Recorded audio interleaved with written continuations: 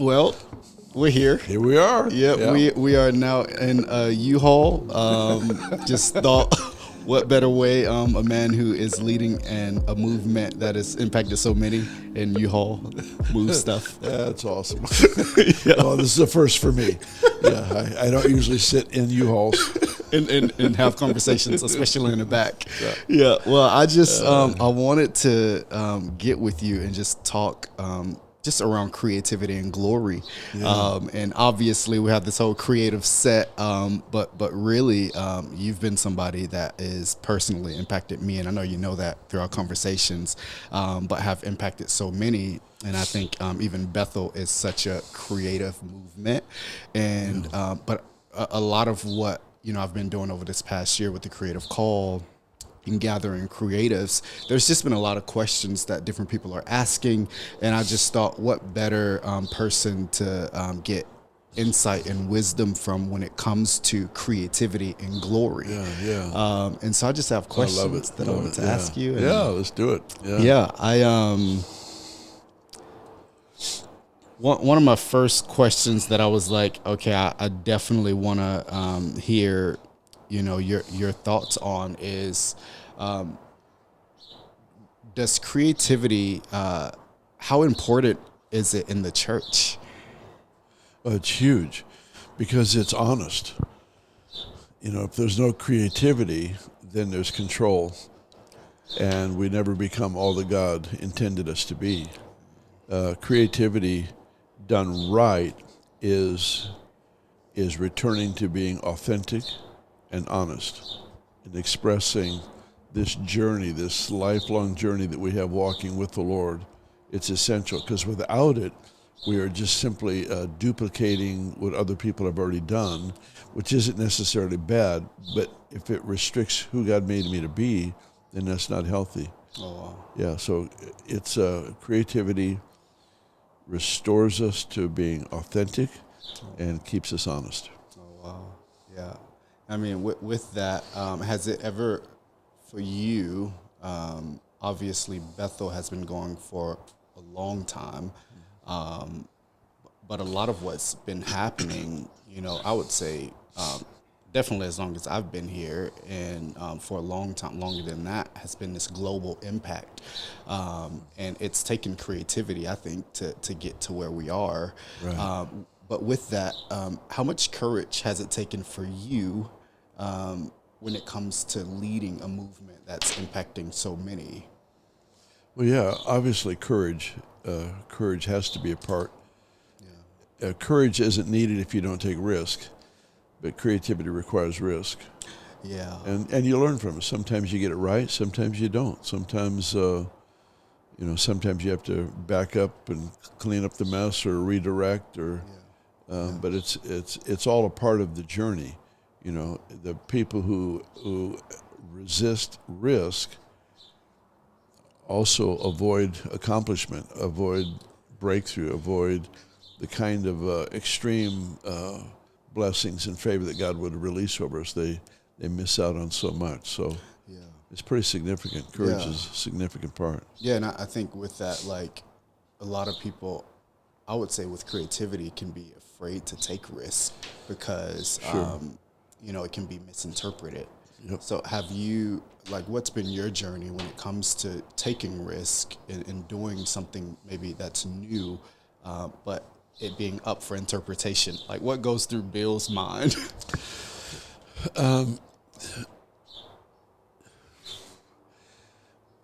There's always risk, and as people, we value other people, and so I value how my decision affects you. I want to know that. So if I am being misunderstood, I want to know that, because I want to do better next time at communicating. Yeah. But what I don't want to do is kill what I'm carrying out of the fear of men. Yeah. I will refine what I'm carrying out of the love of people. Oh, wow. But not, I will try to word it in a certain way or express it in a certain way. I don't know, does that make sense? Yeah, it does. Yeah. Where because of love, I'll make changes, Yeah. but not out of fear. I don't want to avoid risk because I fear people's opinions. Wow. That's significant. You can't be a good leader and live under the fear of men. Yeah. Oh, that's so good. Yeah. I definitely feel like, when it comes to creating something or trying something new, the vulnerability in that. Yeah. You definitely feel that as a creative. Yeah, for sure. Has it been like, you're surrounded by creatives and leading people that are very creative. Yeah. What is that like? Like just that, and knowing that, them bringing ideas and things that maybe sitting in a U-Haul having a conversation is very different, and it can get uncomfortable. Like, how do you lead people like that? Well, it's an incredible honor because we have so much going on around here that I never would have thought of. If it all had to come through me, it would be pretty boring because I have a window where I function well. Outside of that, we have so many other areas where we have need, and we need other people that can think freely and liberally out of the values that we carry. That's what's important to me is values, is the principles that we live by. And once those things are established, then I want people to think creatively. But I want them to embrace the values that we live for. Yeah. And so that's the journey for me. So it's an incredible honor because we're doing things I never would have thought of. Never, ever, ever. And yet I look at them and I get so happy to see, that kind of authenticity and honesty being expressed the way it is and the fruit that it brings. It also means that we try some things that don't work. But I'm okay with that. I've tried to live that way for, where we just back up and go, let's try it again. We'll do it better next time. Yeah. But that's a part of it. But that's I love that. I love that journey. For me, this has been just the greatest honor of my life is to watch the creative people around me think of stuff that I never would have thought of. Yeah. Did you ever think, and choosing to even say yes to being a pastor here at Bethel, that it would be the movement that it is today? Like, did you see it? Did you know the moment that was like, okay, this is, we got something? There's been the prophetic word and promise over my life for a long time. But to be honest, I don't make plans or ambitions, goals based on any of that. All I try to do is to be faithful with what's in front of me. Like I don't think in terms of building a movement. You've heard me say a number of times, I really don't want to build a big ministry. Yeah. I just want to build big people. I just want to make sure that whoever God's given me a chance to influence, that they become all that God intended them to be. I want them to come into a place of personal significance, corporate significance. That's what I want. Yeah. And if it creates a movement, that's awesome. Yeah. If it doesn't, and we're just here in Reading by ourselves, I'm happy with that too. Yeah. So I don't measure the success by the size. It's by the nature of influence that God gives us. That's, to me, where the success is. Yeah. How do creatives and people that are building keep that in front of them? Because I think that's such a, you feel this thing of like, oh, you see what's possible, and there's social media out there now, and you're seeing people. Yeah. It's hard because what's hard is that we look for immediate evidence of success. And for me, what we're doing is we're building culture, and culture takes time. And this culture has a value for creativity. This culture has a value for living by principle. This culture has a value for living transparently and openly. And so it's actually a culture that we're building. Yeah. And creativity is a part of that culture, so it's part of a bigger picture. And it just takes time to build that. And so the problems that creatives have, or anyone else really, is that we like to see the immediate results. Like, can I measure the effect of what I've just done? Sometimes you can. Like if you write a song, you can see when people really step into that song and use that to express their heart to the Lord. sometimes you can measure it that way, but oftentimes it takes a while. Yeah. And you have to be okay with that. And the real enemy to measuring progress is comparison. You compare yourself to somebody else, your song to somebody else's song, your painting to somebody else's painting or whatever, and it's just not a healthy way to live, because it has us continually looking back, and we've got to look forward to stay creative. Wow. So we hopefully we're more creative today than we were 20 years ago. I was thinking creatively 20 years ago, 28 years ago when I came. We were trying new things, but hopefully we're better at it now than we were. And we've learned a few things, how to do things better. Wow. So that's all a part of the journey. Is excellence. Excellence. A 5-year-old that paints a painting with excellence is going to be different than a 35-year-old that paints a painting with excellence. Wow. It's going to improve. The point is, and that's who we are too. I write books. There's not one book I wouldn't do differently if I had it to do over again. It doesn't mean I did it wrong. That's good to hear. I did it the best I could for the season I was in. Yeah. But when I look through this stuff and I go, oh man, I could have added that, or I should have phrased this differently or whatever. Yeah. So that's life. So you just suck it up and get used to the fact that we are all in process, and you have to be okay with that. Yeah. I mean, that's good to hear, because I think it takes off some of that pressure that we can put on ourselves to make it. I mean, even this whole idea, I was like, okay, I want it, we got a blue backdrop. I wanted the whole thing blue. I'm like, well, that's going to be a little impossible. You got a lot of things to work with. And so they probably don't want you painting the inside of their truck. So exactly. But it is that, you're trying to figure out removing the pressure of controlling the outcome. Yeah. But and part of the problem is a lot of creatives are perfectionists. And perfectionism is religion. Excellence is kingdom. And so we've got to make some adjustments in what we value.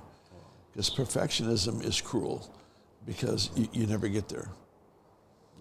But excellence, you can be finished with something, where the Lord himself created, and at the end he says it was good. Wow. And then when he made man, he said it was really good. Wow. And so there's the ability in Christ to look at something and say, I really did my best, and this is excellence. 10 years from now, hopefully my excellence level will be higher.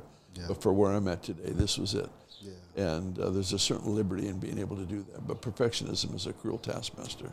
Oh, wow. And so that's something we have to get over. Yeah. And how can I know, if I'm operating in the spirit of excellence? Like, what are some indicators?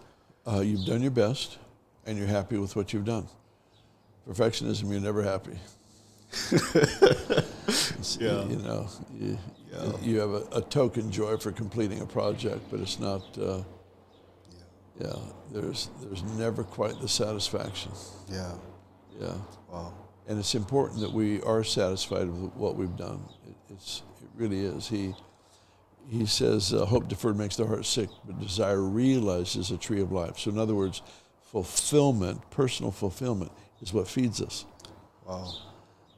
Yeah, he says, in that day you'll ask in my name, and whatever you ask, the Father will give you, that your joy may be full. So in other words, fulfillment, answers to prayer, fulfillment of dreams, fulfillment of ambitions or assignments is to bring fullness of joy. So part of the way we're wired is to receive strength and encouragement from what we've produced. Wow. And if I'm not happy with what I've produced, then I'm going to miss out on the spiritual nutrients of that experience, because I cut myself off. I criticize my own work, complain about my own process. I just am not as good as I used to be, or whatever. Yeah. And we end up undermining the very thing that God's working in us. Wow. It got to be careful. Yeah, I was going to say, it almost steals the grace to actually do something, energy to put into a project or an idea. Yeah. True. Yeah. Has that ever happened to you? that sense of putting in a lot of energy in something that just doesn't have grace, or maybe, moments that you've gotten off in Oh yeah, creating goodness yes. something? I wish I didn't know what I was talking about.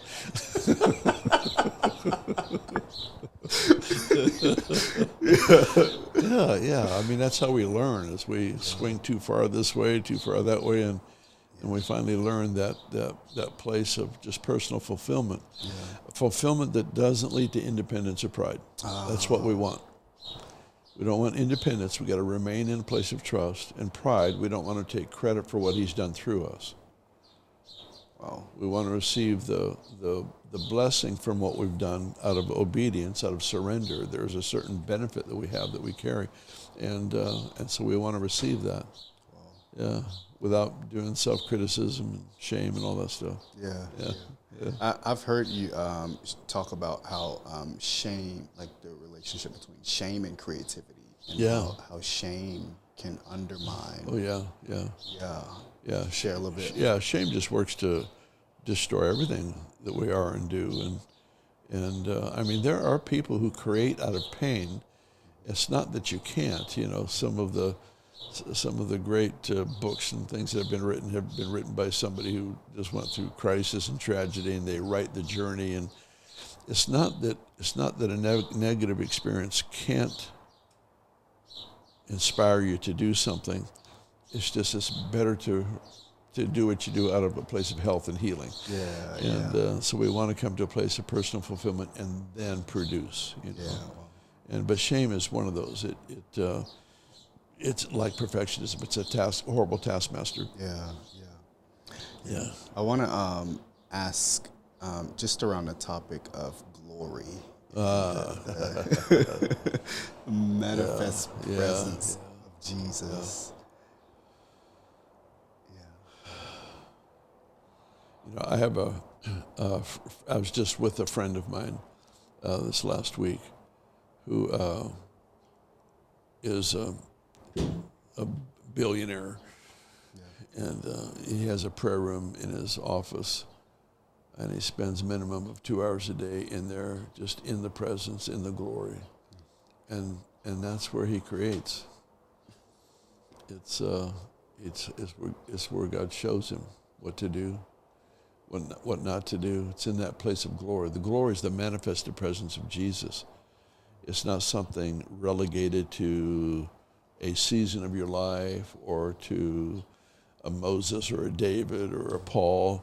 It's for all of us to live in that place of recognized presence of God.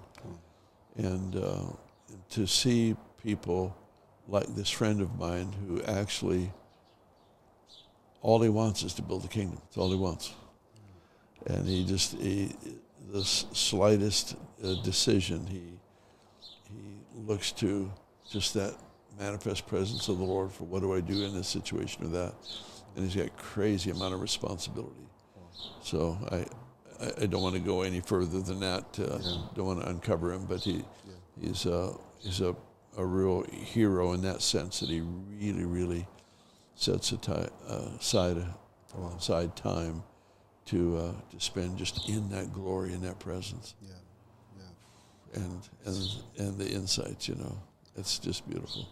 I walked into that room and I went, "Oh, this is amazing." There was such a presence, in there. You could tell he dedicated that place just to the Lord, and you could feel it walking in. It's glorious.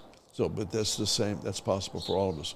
We don't need to be a wealthy person with a private office. It's just this way we do our life as we focus on hosting His presence, and that glory that rests upon us really becomes the place where we learn to think freely. See, where the Spirit of the Lord is, or where the Holy Spirit demonstrates the Lordship of Jesus, liberty is the evidence. What does liberty look like? That's where you become creative. You're free. Wow.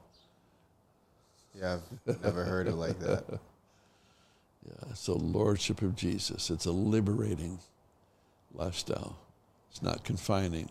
All commands that confine us are to keep us from disaster. They're not punishment. He refines so we can be successful where it matters. Wow. Yeah. Wow. That's so cool. Yeah. That's just so good. I'm so grateful to have this conversation with you. Oh, goodness. I'm glad, too. I'm so proud of you and all that you are and do. It's just so fun to watch. Thank you. And even though we're in a U-Haul van. I love it. Yeah. Just don't have them start driving while I'm sitting in here. Someone asked me, they was like, will you be driving? I said, there is no way that would happen. Thanks so much. I have one more question. Okay, all right. It is, I won't say the most important question, but what is your favorite color? Ooh, it's that color in between purple and blue. Okay. That's my favorite. It's right in the middle in there. Yeah. It's not just a deep blue. It's got just that hint of purple in it. I love it. Yeah. Love it. I love it. Yeah. It's amazing. Okay, that's it. All right. Well, that was the most important question I could tell. Yeah. I love it. Good. I think we're good. All right. Cool. Yeah, and right at 11:30. So been an honor. Yeah. As always. Thanks for what you're doing. Yeah. Love it. Yeah. Really excited. So super. That's all, folks. All right. Bless you. Just love you too. Thanks.